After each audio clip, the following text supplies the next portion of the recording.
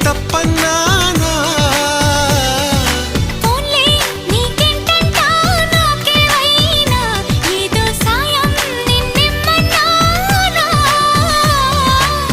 వలపంటే నిప్పు లాంటిది కలకాలం దాచలేనిది సలహా విని ఒప్పుకోవే ఇకనైనా